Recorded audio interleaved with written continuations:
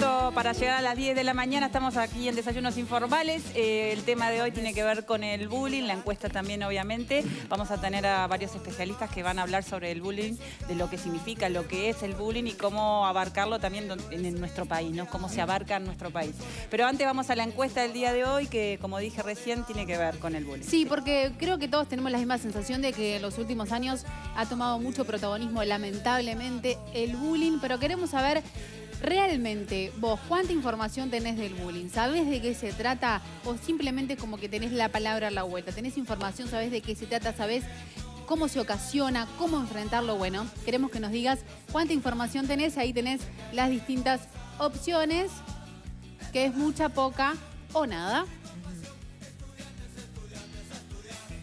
Yo contesto, para mí yo tengo muy poca información, porque hoy le he argumentado un poco a Manu también mi respuesta.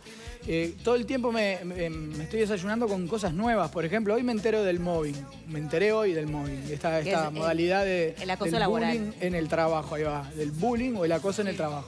Pero todo el tiempo estamos recibiendo información nueva de distintos tipos de bullying o de distintos tipos de acosos que bueno, y hacen que mi conocimiento sea cada vez más inferior y decir, bueno, me estoy actualizando con todo esto del bullying. Así que sí, mi opinión es que es poca. En realidad está bueno porque se muestra como abierto, ¿no? Yo creo que decir que tiene uno mucha información es como de cerrar la puerta a estar abierto a todo lo que hay que aprender, y también la retroactividad, porque en realidad empezás a reparar en que de niña, de niño has recibido bullying o que tal vez has sido espectador, ¿no? Porque también en muchas ocasiones sucede que ves cómo se bulinea a una víctima, formas parte, también has sido bulineado y entonces después como por temor a volver a caer, puedes formar parte de un grupo y en dónde está. Si era antes sucedía mucho también la cachada telefónica, ¿se acuerdan? En la época, obviamente hoy está el WhatsApp o las redes sociales como un principal medio, ya sería el ciberbullying, pero me parece que siempre es poca o tenemos que estar siempre abiertos a saber cómo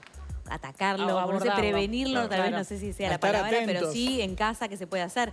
Se habla de padres, de madres, pero creo que también como hermanos y hermanas podemos estar atentos a ver cómo detectarlo, porque a veces uno dice, bueno, ¿cómo logro generarle confianza a ese niño o a esa niña para que venga y comparta esa situación de acoso que está viviendo de repente en la escuela? Y si no lo comparte, descubrir en gestos, en actitudes, en comportamientos cotidianos de ver esas reacciones y atacarlos, ¿no? Sí, creo que no es solo un tema de padre o madre, tal cual como decís, Mar, es un tema social. Donde todos de distintos lugares podemos hacer, aportar nuestra semilla para que y ver cuál esto no suceda más. El disparador también, ¿no? Porque obviamente me da la impresión, hablando de niños, no se le dice en la casa, bueno, andá y hacé bullying. Porque de repente tampoco sabe. Pero hay que ver con qué cosas podemos llegar a hacer ejemplo en casa. Claro. El hermano le decía, de repente vos estás siendo víctima de bullying, pero sin saberlo.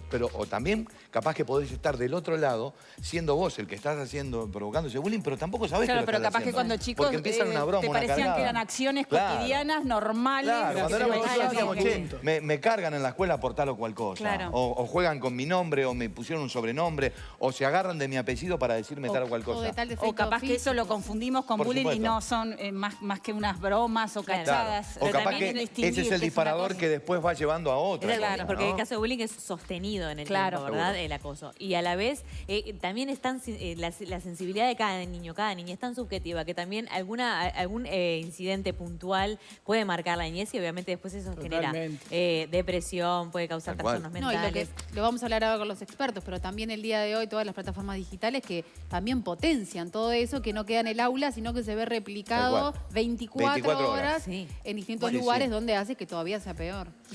Bueno, si querés compartir alguna información, algún dato o alguna experiencia personal, te pedimos que te comuniques a través de nuestro Twitter, @desayunos12, o a través de nuestro número de WhatsApp, 095-95-1212. Y como todos los programas donde se habla de un tema en especial, la producción arma un informe para que sea el disparador y hablar del tema. Ya ves, lo vemos.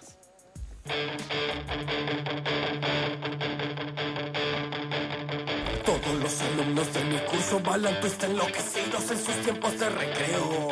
Cada vez en más lugares de estudio se escucha la palabra bullying, algo que seguramente las generaciones pasadas no conocían como tal. Pero, ¿qué es el bullying? Si vamos a la definición exacta, el bullying es el acoso físico o psicológico al que someten, de forma continuada, a un alumno o sus compañeros. Según un estudio sobre la violencia entre estudiantes de América Latina realizado por la CEPAL en el año 2012, un 62% de los niños sufre bullying en América Latina. El fenómeno del bullying o maltrato entre escolares proviene por dos lados: ser víctima de acoso o haber presenciado episodios en que la víctima es un compañero. En nuestro país, el Consejo de Educación Inicial y Primaria realizó una investigación y estableció que en el año 2015 se dieron 46 casos de bullying en Canelones y Montevideo, mientras que en el año 2016 creció 95 en los mismos departamentos. Las denuncias por acoso muchas veces no llegan a las instancias judiciales finales por el miedo de los padres a que el niño reviva este hostigamiento. Sin embargo, este año hubo un caso que hizo la excepción y planteó un mojón en estos temas. Es que la justicia dictaminó que el niño fue víctima de bullying y deberá ser indemnizado. ¿A qué se debe el bullying? ¿Hubo un crecimiento en los últimos años? ¿Por qué no siempre el hostigado toma conciencia? ¿Cómo se puede detectar? ¿Cómo se detiene? Hoy, en Desayunos Informales, hablamos de bullying en Uruguay. Al compás del mismo tercio. Profesores y estudiantes al compás del mismo tercio. Y para hablar de este tema recibimos a la psicóloga especialista en bullying y mobbing, Silvana Giaquero, Néstor Gutiérrez, abogado, que también estuvo a cargo, entre otras cosas, del caso de Felipe, que logró ganar una indemnización por bullying, y a Pablo Caggiani, consejero electo de SEIP ANEP, maestro también, así que bienvenidos a los tres, un gusto que estén aquí con nosotros. Muchas gracias. Bueno, un placer. Y a propósito, acá tenemos un libro publicado por Silvana. Hacemos visible lo invisible. Y esto creo que puede ser el puntapié inicial. ¿En qué etapa estamos? ¿Está visible? ¿Es todavía muy invisible? ¿Qué información tenemos? Ahí teníamos en este informe. ¿Cuánta información tenemos? ¿Tenemos mucha, poca, nada? ¿En qué etapa estamos? Tenemos poca información.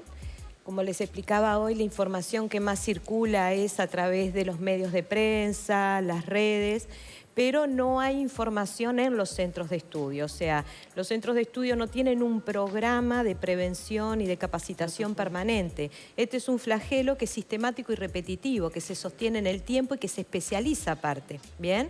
Entonces, la única forma de combatirlo es trabajándolo de la misma forma, en forma sostenida y sistemática en el tiempo. Claro, no sea una acción puntual, un día No en el puede. que se habla en la escuela de bullying. No. Será luego un protocolo. Tiene que haber más que un protocolo, porque cuando se arman protocolos, el riesgo que se corre es que terminen siendo protocolos de cumplimiento. Cumplo porque tengo un protocolo, pero en realidad no lo pongo en práctica porque no hay voluntad de ponerlo en práctica, ¿verdad? O sea, lo primero que nosotros tenemos que hacer es darnos cuenta que nosotros somos parte del problema, ¿bien? Y que en todos los centros de estudio hay bullying. Y que, más claro, o sobre todo menos. eso, que el problema existe. Que el problema existe. Aunque sea invisible, como vos decís. Exacto. Entonces, y a partir de ahí empezar a nosotros reconocer que en algún momento de nuestras vidas todos hemos formado parte de estas dinámicas, por acción o por omisión. Y esa autocrítica es la que nos va a permitir hacer el clic para entender varias cosas y para romper con varios mitos. Primero, que en todos los centros de estudio hay. Segundo, que la víctima no tiene un perfil. ¿Bien? Tercero, que los hostigadores son niños que son los problemáticos de la clase, cuando en realidad son los líderes y los que están más camuflados. Que también pueden arrastrar a otros que de repente no saben que pueden llegar a ser hostigadores. Es que es lo que hacen. En realidad, así como se dispara la dinámica. La dinámica se dispara cuando un niño o un adolescente o un adulto en un centro de estudio se convierte en una amenaza para un chico o una chica bully, que se le suele llamar depredador. ¿Bien? Este chico lo que va a hacer automáticamente es empezar a asociar gente con él, manipulándolos a través de mentiras, a través de privilegios, a través de darle determinado poder, ¿tá? Y cuanto más adeptos tenga, menos poder va teniendo la víctima. Y de esa manera se va formando como una bola de nieve donde esta dinámica se hace cada vez más perversa. ¿Por qué? Porque la víctima se va debilitando, ¿bien? Se va enfermando, la van aislando y lo que se va logrando es, ¿vieron? Algún problema tiene. Entonces, cuando la víctima denuncia o va a pedir ayuda, lo que se está viendo son las consecuencias y no las causas del bullying. Claro. Y esas consecuencias son las que terminan construyendo un falso perfil donde se termina justificando toda la dinámica porque la víctima algo tiene, algo hizo o algo le pasó. Silvana, ¿el depredador precisa de ese cortejo, de esa cantidad de gente que lo rodea o ataca solo también? No, el depredador lo necesita porque es débil. Es otro mito que hay que romper. La víctima no es débil. Si la víctima fuera débil, el depredador no necesitaría de un grupo de gente para destruirla. ¿Bien? Claro. La debilita, que es diferente. El depredador o la depredadora sí son débiles. ¿tá? Son chicos que no tienen autoestima, de que son muy frágiles emocionalmente, pero que a su vez tienen una gran habilidad que los hace parecer como fuertes. Son grandes mentirosos, manipuladores, no tienen empatía, no tienen sentimiento de culpa y disfrutan de hacer daño. ¿Bien? Ahora, ¿qué rol tiene el sistema educativo ante esta realidad que decía Silvana, que es tangible, que es real? ¿Cómo se está preparado? ¿Qué se hace? Para el caso de primaria, hay una primera intervención siempre que es en la construcción del clima de aula por parte de la maestra. Es parte, digamos, de las condiciones para poder aprender, estar en un clima bajo riesgo, digamos. Si yo estoy todo el tiempo temeroso de participar, de intervenir, de salir al recreo, de jugar, no voy a estar predispuesto para aprender porque voy a estar preocupado por preservar. Entonces allí hay un primer nivel de intervención. Hay un segundo nivel de intervención que es a través de los equipos de escuelas disfrutables cuando las situaciones, digamos, salen de lo que pueda trabajarse a nivel de aula, donde son esas intervenciones que se veía en la estadística que se hace por un equipo técnico, que es un psicólogo y un asistente social, que abordan diferentes temas que tienen los gurises, sus familias y los docentes, entre ellos el bullying. El tema de bullying tiene muy poca, digamos, presencia en el tipo de intervenciones, pero año a año, digamos, hay un 2-3% de las intervenciones que son por este tema, es decir, que está empezando a visibilizarse como un problema cuando no se puede trabajar bien a nivel de aula. Y sucede además lo mismo que sucede con todas las intervenciones vinculadas a abuso y maltrato. Cada vez se denuncia más, tal vez no porque tenga una frecuencia mayor las situaciones, sino porque cada vez existe más conciencia en niñas, niños, en familias y en docentes de que hay determinadas cosas que no pueden pasar. Ahora te pregunto, las docentes, las que están en el aula, y los docentes también, por supuesto, ¿tienen las herramientas necesarias? ¿Hay un encare global o depende también de cada individuo? No, depende de cada docente, pero hay cosas que se miran como generales, digamos. En la escuela es muy claro, si un niño pasa mal en la escuela, hay que ver por qué está pasando mal en la escuela, porque eso lo inhabilita a aprender. Entonces, se asocia también a faltas cuando son más grandes, digamos, hay como una serie de luces amarillas que se van prendiendo, así como las actitudes en el relacionamiento con los otros. Y de hecho, en la evaluación que se presentó hace pocos días de niveles de logro en el sistema educativo, que es una evaluación que había pedido primaria para escritura y matemática, una de las cosas que se incorpora en una evaluación estandarizada son las habilidades socioemocionales. Es decir, cómo perciben los gurises su estar en la escuela, cómo se sienten con respecto a sus compañeros, cómo se sienten con respecto a los adultos de la escuela, si se los tienen en cuenta o no, si tienen posibilidad de expresar sus sentimientos, digamos. Ahí hay algunos indicadores que están bien interesantes en términos de que los niños y las niñas perciben la escuela como un espacio de cuidado, pero la mitad de los gurises no se anima a expresarle sentimientos a sus compañeros. Es decir, o estoy triste, o estoy enojado, o te quiero, digamos. Y eso da cuenta de que hay todavía muchísimo para trabajar porque estamos hablando de gurises que comparten todo un año las tristezas, las alegrías, los aprendizajes, las dificultades. Pero hay una contención de emociones tremenda, o sea, de parte del niño. Exacto. Néstor, en el caso de Felipe, que es el nombre ficticio que se le atribuye a este niño que en un colegio privado, es un caso bojón. ¿En qué etapa está ahora este caso que ya se indemnizó? Sí, se ganó la sentencia de primera instancia. Ahora está apelado, entonces quiere decir eso que lo va a definir un tribunal de apelaciones, probablemente el año que viene. Y bueno, la importancia que tiene es que ha sido un caso inédito porque en esta materia nadie se anima a hacer, digamos, acciones judiciales. Los padres cuando Néstor, llegan... ¿podrías aclararnos más o menos brevemente cómo fue el caso para que ellos de repente no estén bien al tanto? Claro, es con todas las características que señalaba Silvana, es decir, es un chico normal, un adolescente que estaba en segundo de secundaria, en donde comienza a hostigarlo uno de sus compañeros, luego se une un grupo. Y bueno, a partir de ahí los métodos de hostigamiento han sido muchísimos. Hasta un canal de YouTube, ¿no? Sí, hasta un canal de YouTube. Con imágenes del niño. Con imágenes del niño, es decir, se creaban grupos de WhatsApp donde se lo integraba y luego se iban todos y quedaba él solo. Ay, por favor. Es decir, son Esa es una práctica muy común, ¿eh? Cuestiones muy, digamos, muy choqueantes para el adolescente, ¿no? Y bueno, lo que estamos tratando a nivel legal justamente es de que se apruebe un proyecto de ley que coparticipamos con Silvana y bueno, para que justamente este tipo de cosas no haya más, apuntando a lo preventivo. A la prevención, porque después que está planteado que el niño ya no quiere ir porque le duele algo todos los días no es que invente. No quería salir al recreo. Somatiza, exacto. obvio. Somatiza, exactamente. Esa es la palabra, somatiza. Porque no quiere tener contacto o con sus hostigadores o con aquellos que Silvana mencionaba, pero son cómplices. Porque el que no actúa, el que no le dice no, porque pasó en este caso. Y a veces también por miedo a que transformarse en otra víctima. Exactamente, por miedo de transformarse en otra víctima. Y son, como creo que tú decías, el tema de el apellido, el nombre, puede ser. El disparador puede ser cualquier cosa. ¿Por qué? Porque también, como señalaba hoy Silvana, terminan debilitando a la víctima. Y muchas veces son peculiaridades de esa forma de ser, que son el valor máximo que van a tener después, ¿no? Y no lo callan y crecen y capaz que anulan su creatividad. Exacto.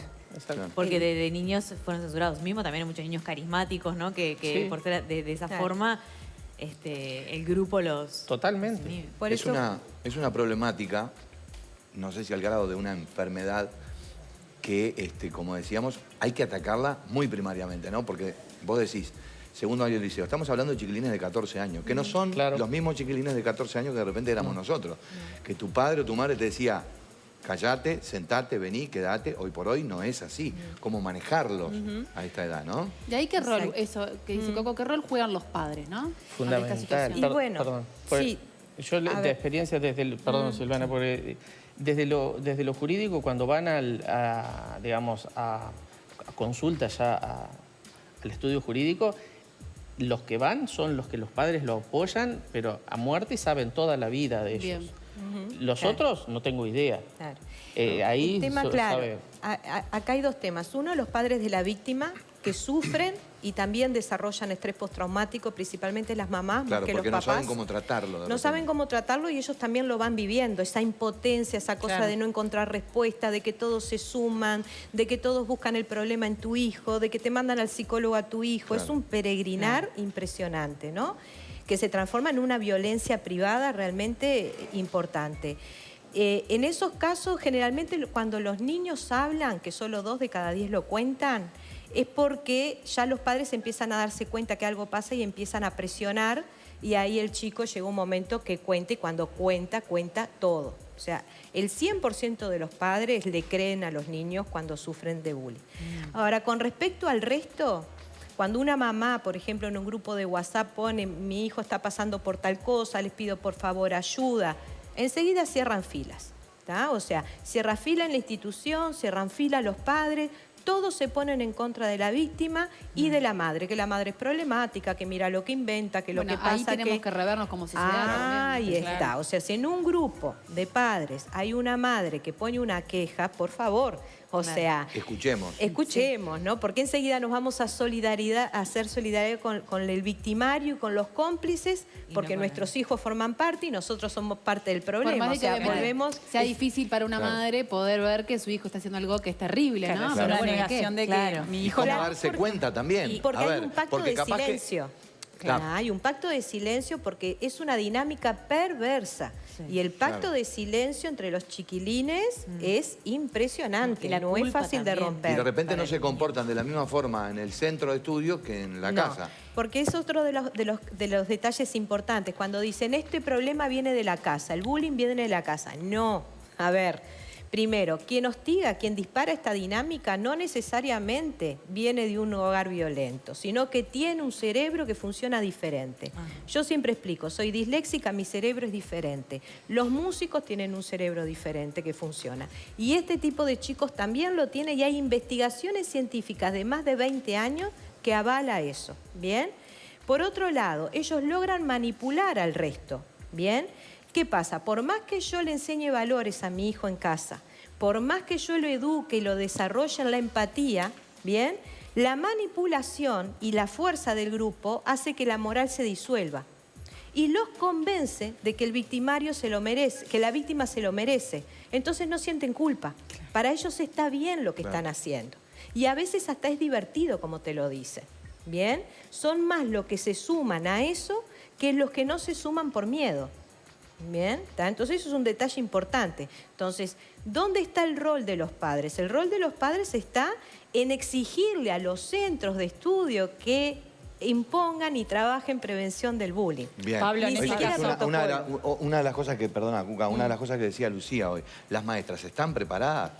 Hay capacitación, ¿Qué hay que hacer? hay talleres para las maestras, para la institución en sí. En realidad hay un Instituto de Formación en Servicio que trabaja varios temas de las diferentes áreas del programa. En este momento se creó un área más de trabajo, así como de ciencias sociales o educación sexual, que tiene que ver con construcción de entornos educativos, participación y convivencia, y tiene una mirada de cómo construir climas institucionales que cuiden a los más chicos, pero también comunidades que cuiden. Porque esto acontece en cualquier espacio donde los gurises o los jóvenes van regularmente. La institución educativa, el club de baby fútbol, digamos, en cualquier espacio, y siempre hay adultos que están con posibilidades de intervenir. Lo otro bien relevante es que esto también acontece en general o lo visualizábamos siempre más asociados a algunas actividades que tienen que ver con la adolescencia, que es la primacía de la socialización entre pares, digamos, una serie de cosas que cambian con respecto a la infancia, y nosotros estamos viendo algunas situaciones en preadolescentes que llevan como a plantearse este tema de, bueno, miremos un poco más este tema. El tema de redes se trabaja abiertamente en las escuelas porque tenemos a todos los gurises de 6 años para arriba con conexión a internet y con una tablet o una laptop, y es una de las problemáticas que se abordan. Y lo otro es esto de no existen lugares fijos en la construcción de sujetos que implica la infancia o la adolescencia. Estos lugares muchas veces uno los puede llegar a ocupar porque no se anima, porque no tiene el suficiente autocontrol o la suficiente empatía para generar otro tipo de intervención, pero eso no quiere decir que uno siempre esté en ese lugar. Claro. La institución educativa, las relaciones que se establecen entre los gurises se pueden modificar y se pueden generar relaciones mucho más saludables. De hecho, esa es la idea de los espacios educativos. Pablo, ¿cómo reacciona la institución en caso de que sea detectado dentro de la institución? ¿Cuáles son los mecanismos de acción? Hay una primera intervención que es del docente, con el grupo de niños, pero también con la familia. Cuando esas intervenciones no son suficientes, cuando se recurre a los equipos de escuelas disfrutables. Es decir, es como un nivel, un equipo tiene como varias escuelas. Cuando hay situaciones que no se logran resolver a nivel de aula, que no se lograron resolver a nivel de la dirección, se recurre al equipo de escuelas disfrutables para generar una intervención mucho más específica y mucho más técnica en este sentido. Y a los papás, a las mamás, a los abuelos, a las comunidades que vean que tenemos situaciones de este tipo en las escuelas y no se está interviniendo, a arrimarse a la escuela a conversar. Como todos los temas, lo primero que tiene que haber es una buena comunicación para poder, fundamentalmente, cuidar a los más chiquitos. Néstor, en el caso de Felipe, 7 años de hostigamiento y acoso, al niño se lo retiraba y se lo apartaba para hacer los parciales, los exámenes, cosa que también le generaba obviamente otra revictimización. No quería asistir a los recreos, pero luego, ¿cuál fue la medida del centro educativo, que es un liceo privado? La medida del centro educativo es negarlo en todo momento, ¿no? O sea, negar, acá no existe bullying, pese a que en determinado momento, incluso antes de mi intervención, ya habían habido algún tipo de denuncias policiales y eso, digamos, como manotazo de abogado de los padres, lógico y bien hecho. Pese a que dijeron, bueno, tenemos dos versiones, versión contra versión, y evidentemente, obviamente, toman a la versión que más les sirve, porque no mancha la imagen del colegio. Eso es al revés. Claro, eso es justamente lo que hay que cambiar, ¿no? Termina yendo sí. Los invitan a irse. Silvana, vos recién cuando hablaba Pablo, negabas alguna, con tu cabeza movías, negando. Sí, porque en realidad, a ver, la verdad es que no se está trabajando, en ningún centro de estudios se está trabajando el bullying. Hay ni en privado ni público. Bien, y se da de la misma manera en el privado que en el público, se da de la misma manera en todos los contextos socioeconómicos y culturales. La única diferencia es que en los medios socioculturales más bajos el bullying va más a lo físico rápidamente, bien, pero después es exactamente igual. El tema es que los maestros no están capacitados para abordarlo, no tienen herramientas para abordarlo tampoco. Muchos maestros cuando denuncian bullying después sufren de mobbing, porque la propia dirección niega y entonces se convierte en una amenaza porque está denunciando algo que no quiere que se denuncie. Claro. Se cree que tener bullying en un colegio o que se detecte un caso de bullying es una mancha cuando sería al revés. Qué bueno que se sepa que hay bullying. Y que se hace algo. Ahí me parece importante detenernos en ver que también los centros educativos, tanto públicos como privados, tienen que cambiar el encare, ¿no? O sea, claro, hay una mirada totalmente distorsionada, ¿entendés? Y la mirada distorsionada es porque a mí me ponen problemas, porque yo lo hice en algún momento. Eso es lo que vuelvo a lo mismo, que tenemos que lograr entender. Entonces, lo que hay que aceptar es que el bullying existe, que no es una mancha para el centro educativo, que abordarlo es un privilegio para el centro educativo. Que no es un problema del centro educativo tampoco. O sea, el problema del centro educativo es no abordarlo y negarlo. Ese es el problema del centro educativo. Y por otro lado, tampoco creer que porque hay un caso que se denuncia, entonces solamente hay un caso. Esa es la punta del iceberg. El 75% de los casos de bullying se da frente al docente. ¿Por qué el niño no denuncia? Y porque el docente es cómplice, por omisión o por acción. Entonces no confía en el docente. El propio niño le dice al padre, llorando muchas veces, desesperado, yo te lo cuento, pero ni se te ocurre ir al centro de estudio, porque ellos saben porque lo han visto, saben que mientras nosotros, los adultos, legitimemos al acosador, estas dinámicas van a seguir creciendo. No es que haya más denuncias, entonces no hay más casos. Hay cada vez más casos de bullying, sí se visibiliza más, pero la violencia si no se frena crece.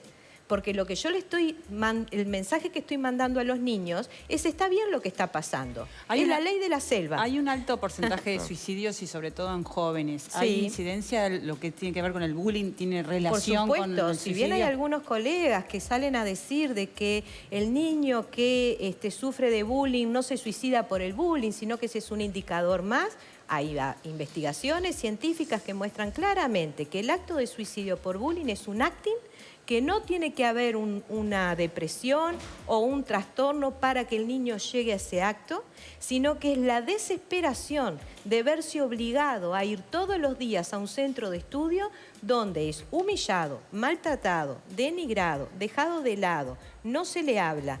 Entonces llega un momento que esa situación es insostenible para el niño. Claro. Y en el Uruguay tenemos que el 19% de los suicidios en adolescentes es por bullying y en el mundo el 78% de los suicidios de adolescentes es porque en algún momento sufrieron acoso, tanto en las redes como en los centros de estudio. Hablamos de la responsabilidad de los centros educativos, de la responsabilidad de las familias, de la sociedad. ¿Qué pasa con las leyes? ¿Qué pasa a nivel de legislación?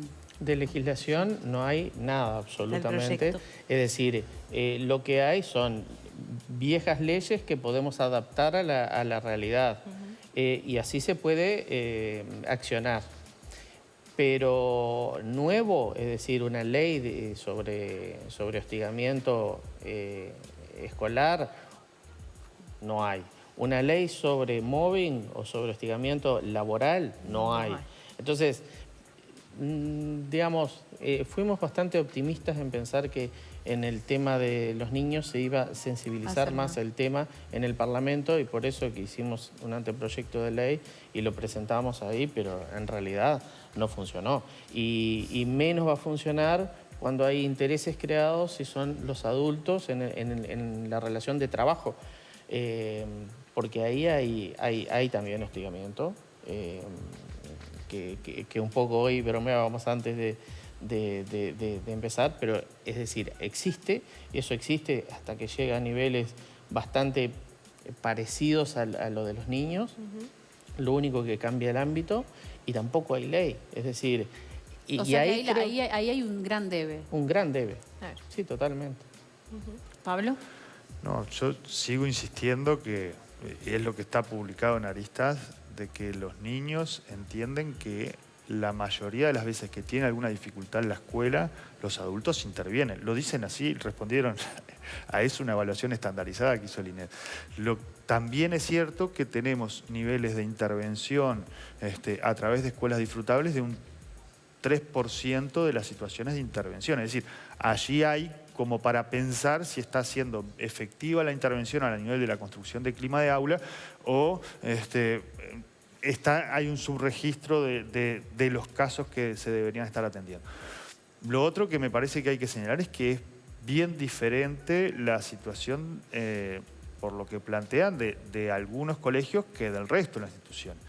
En Uruguay siempre hubo reacciones de los colegios complicadas a cuestiones de orientación sexual, a uso problemático de sustancias, digamos, siempre, no es que sea con el bullying. De estas tenemos varias. Lo que pasa es que las instituciones privadas, no nos dejemos de lado, que no dejan de ser una empresa, ¿no? Exacto.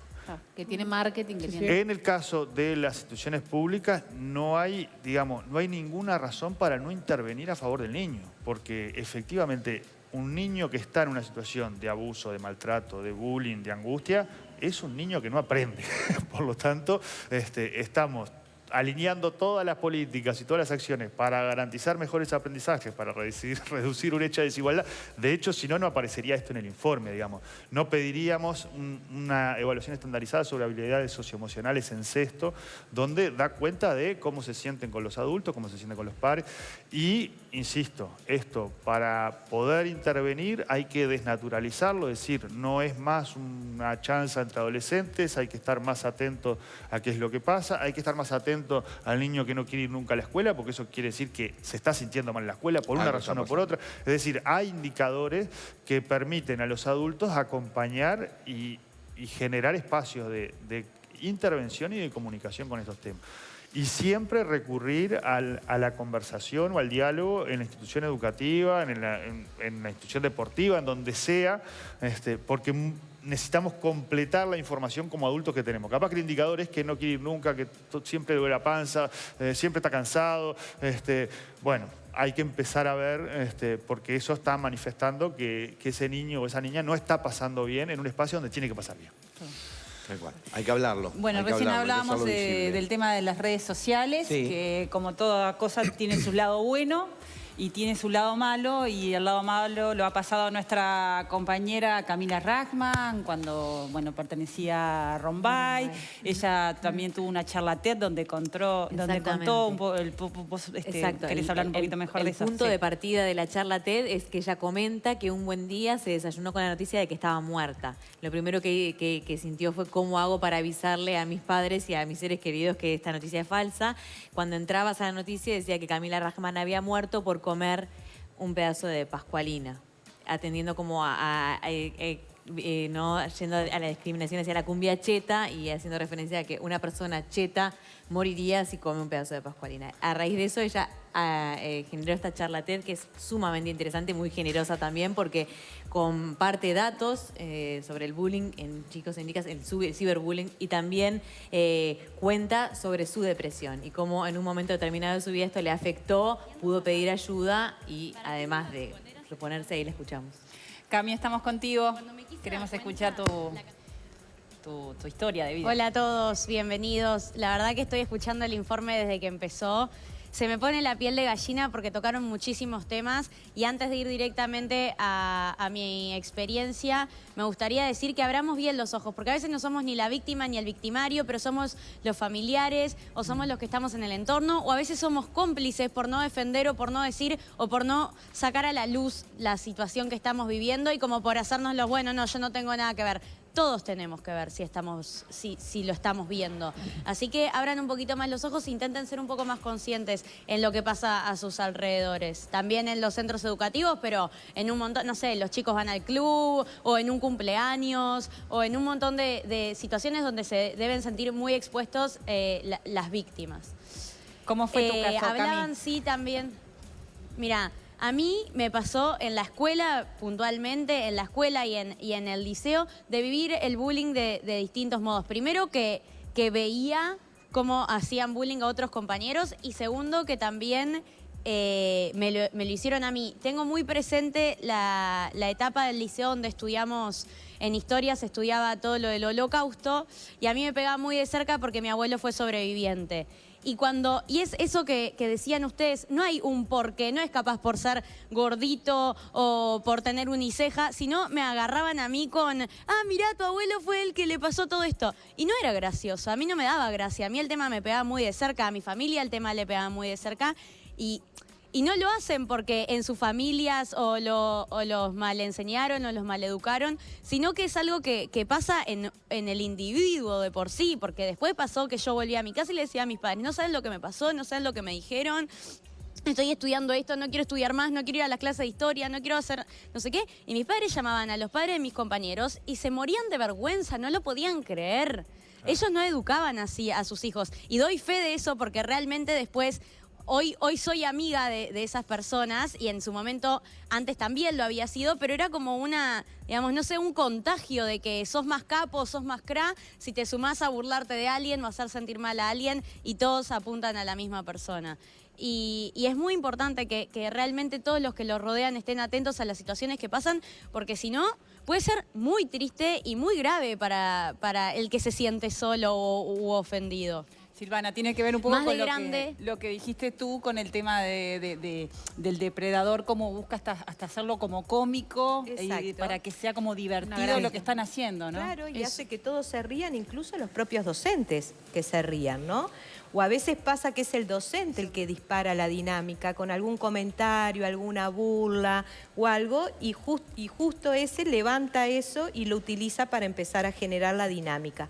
Ahora, muy interesante lo que dice Camila, que no importa, como tú decías también hoy, la vulnerabilidad que tenga uno o la característica que tenga uno, porque está muy de moda ahora hablar de bullying homofóbico, y no existe el bullying homofóbico, sino qué nombre tenía el bullying que le hacen a los gorditos o al más lindo, o al extranjero, al inmigrante, o sea, no tiene sentido.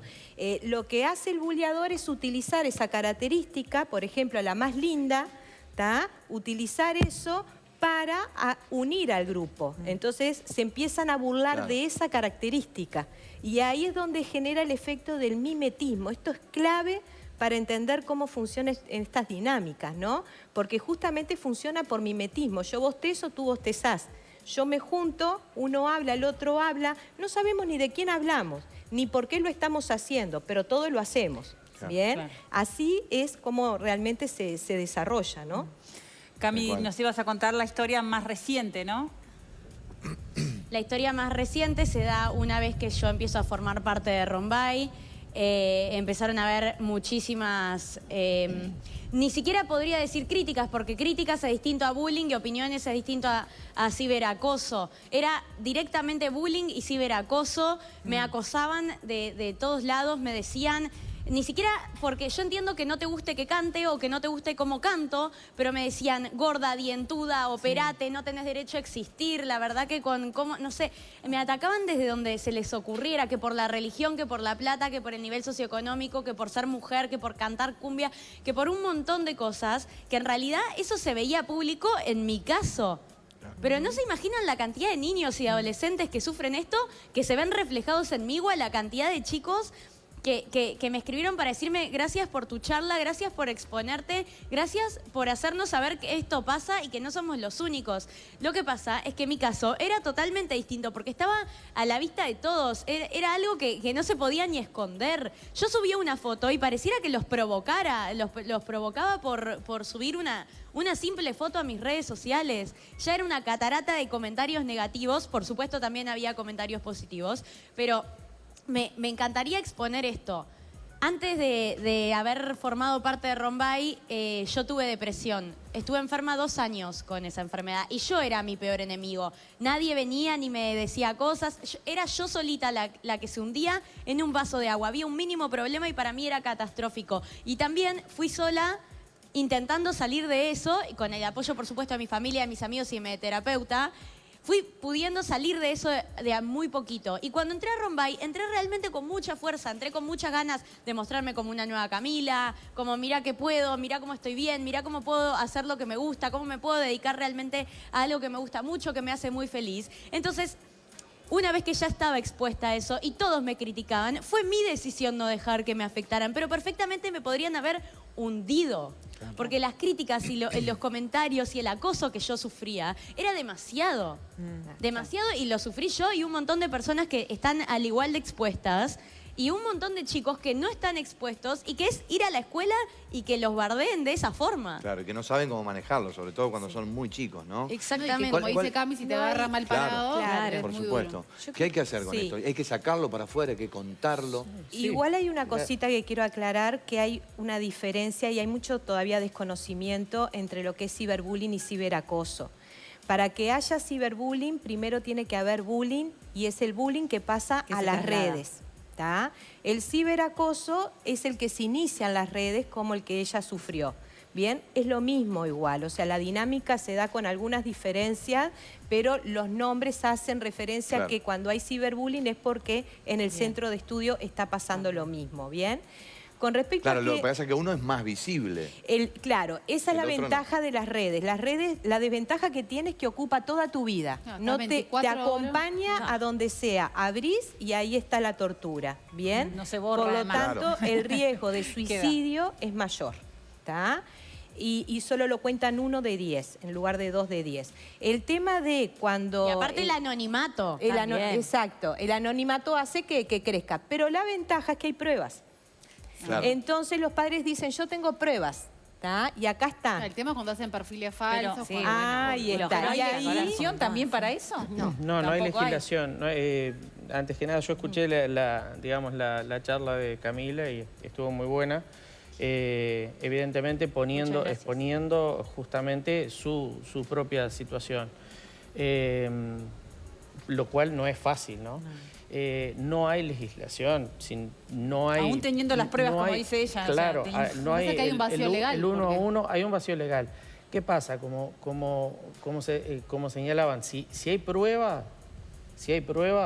es mucho más fácil ir y ya sea a delitos informáticos y saber de dónde salió eso, es decir, de qué dirección IP salió ahí, digamos. No es que estamos en penumbras, están avanzados la policía en eso, sobre la investigación de eso. Pero hay penalización, temas. ¿Hay una pena por eso? Claro, es decir, claro, ahí hay una pena porque va a ser el delito principal que haya sido. Por ejemplo, si por ejemplo, la difaman, vamos a suponer, va por difamación, o amenazas, digamos, si hay violencia privada, si hay amenazas, todo eso va por el delito que corresponda. Hay que, obviamente, con la prueba hay que encontrar de dónde salió. Claro, está perfecto. Bueno, Cami, muchísimas gracias por contar tu historia y compartirla y para el crecimiento de una mejor sociedad, digo. Muchas gracias a ustedes por este espacio, por darme la oportunidad también de compartir y de ayudar de mi pequeño lugar, y también a los especialistas que están ahí dando su opinión y informándonos al respecto, porque aparte las cifras y todos los datos van cambiando año a año. Yo la charla la di en el 2016 y por desgracia todas las denuncias y los casos y los suicidios por el bullying o por el ciberacoso o por estas causas crecen inmensamente. Exacto. Y muy rápido. Entonces realmente es algo que hay que atacar. Sí, sí. Gracias, Cami. Violencia psicológica. Que es contagioso también, es como una moda, se ve en unas películas y entonces se practica. No, en realidad tiene que ver con que cuanto más se acota la violencia física, más se especializa la violencia psicológica, ¿verdad? O sea, son las nuevas formas de hostigamiento, de maltrato, de destruir una persona. O sea, uno puede llegar a destruir la vida de una persona a través de cosas como les pasó a ella, exactamente. Cami tocaba un tema que decía, cuando se lo conté a mis padres, llamó a los papás de otros, de esos amigos que hoy comparte, que son amigos, y no lo podían creer. ¿Cómo se da cuenta un padre que de repente ignora que su hijo está haciendo eso? En realidad es tanto el pacto de silencio que se genera, los chicos nos los cuentan. O sea, la forma es controlando las redes y viendo, yo qué sé, si dejaron de invitar a alguien que venían invitando, por ejemplo, ¿por qué a fulanito no lo invitas más? ¿Tá? Pero se las ingenian de tal manera que es tan difícil de darse cuenta. Por eso la responsabilidad está en los centros de estudio. Porque ahí tú haces una mirada así y te das cuenta quién está sufriendo. ¿Ah? No precisas mucho. El tema es, yo tengo niños que están todo el día solo en el recreo, ¿tá? Y leen libros y les pasan los de al lado y le muestran cómo se divierten, ¿no? Y los maestros no hacen absolutamente nada. ¿Bien? Y lo ven, y está ahí, solo. O van y se sientan en el banco y todos se alejan. O van y arman grupos, bien, de estudio, y él siempre queda afuera. ¿Tá? Entonces, pasa eso, que no hay herramientas justamente para ver cómo hago. O lo que automáticamente se suele hacer es lo que pasa que el chico tiene problemas de relacionamiento. Lo que pasa que al chico nadie lo quiere porque es problemático, porque es conflictivo, porque es violento, porque... ¿tá? O, por ejemplo, un chico que tiene una agresión. Yo no sé lo que pasó el otro día en una escuela, que una chica le dio un ataque de ira a una niña y no la pudieron contener. A veces pasa que el niño que está siendo hostigado sistemáticamente, repetitivamente, explota, ¿tá? Y puede tener un ataque de ira o cosas peores todavía. ¿Y quién pasa a ser el culpable? El que explotó, que en realidad hay dos tipos de violencia. Nosotros tenemos la violencia depredadora, que es la violencia estratégica, diseñada, armada, con un fin que es destruir a alguien, y tenemos la violencia reactiva, que es propia de las víctimas, ¿no? Que muchas veces es lo que se termina viendo. Claro. Guardan. Exacto. Entonces, ¿qué pasa? Muchos niños sí dicen que tienen un buen vínculo con el maestro y eso, pero en realidad las víctimas no denuncian el bullying. Porque no están los contextos dados para que lo denuncien. O no saben cómo hacerlo. No, y no te lo van a contar. Entonces, por más que uno haga encuestas, no te vas a enterar. ¿Ah? Porque hay que empezar al revés. En lugar de hacer encuestas hay que empezar justamente a hablar de bullying, no hablar de convivencia escolar, ¿ah? Ni de emociones, que también es importante. Pero hay que hablar de lo que hay que hablar. ¿Qué es bullying? ¿Cómo lo prevenimos? ¿Quiénes los están haciendo? ¿Por qué lo hacen? En el Uruguay tenemos, y en el mundo, que las víctimas de bullying son más varones que nenas. ¿Tá? Y los varones se lo hacen a los varones y las nenas se lo hacen a las nenas. ¿Tá? Y una de las cosas que afecta es la matemática, el razonamiento lógico y el lenguaje. ¿Tá? Que ahí tenés dos maneras de medir, ¿tá? Cuánto dañado está, porque el estrés postraumático que genera estas dinámicas perversas, al dañar la amígdala y el hipocampo, está dañando ambas capacidades. ¿Bien? Entonces, hay un montón de cosas para investigar y para hacer todavía en el Uruguay. Estamos, para mí, muy en pañales. Tenemos mensajes de nuestros televidentes que tienen que ver con la encuesta, con el tema del día de hoy. Vamos a leerlos, a ver qué comparten con nosotros. Hola, buen día. El tema del bullying existe hace años. Tengo 33 años. En la escuela lo sufrí bastante. Nunca lo hablé con mis padres porque ni yo estaba segura de lo que sufría realmente, menos ellos, y hoy lo entiendo. Y es por eso que trato de que mi hijo no lo sufra. Saludos desde el barrio Colón, nos dice Silvana. Gracias, Silvana. Buenos días, tengo una hija de 17 años. Sufrió bullying toda su niñez y en aquel momento no se trataba tanto. La culpa era siempre de ella para el colegio. La llevé siempre a psicólogo y hoy tengo una adolescente muy depresiva, con mucha ansiedad y todo lo atribuyen a lo que la marcó en ese momento. Es muy importante decirle a esta mamá que el estrés postraumático genera cambios en la estructura del cerebro, ¿tá?, permanentemente, y que genera estos síntomas, pero que se puede curar con un abordaje nuevo que se llama EMDR, terapia de reprocesamiento y desensibilización, y trabajando específicamente la escena fundante del bullying, todos esos síntomas desaparecen. O sea que no es necesario que esta niña siga sufriendo de esa manera. ¿Bien? Perfecto. Bien, buen día. Gracias por darle importancia a este tema. Mi hija sufrió de bullying desde primaria y lo único que hicieron es mandarla al psicólogo, pero las dos instituciones no hicieron nada.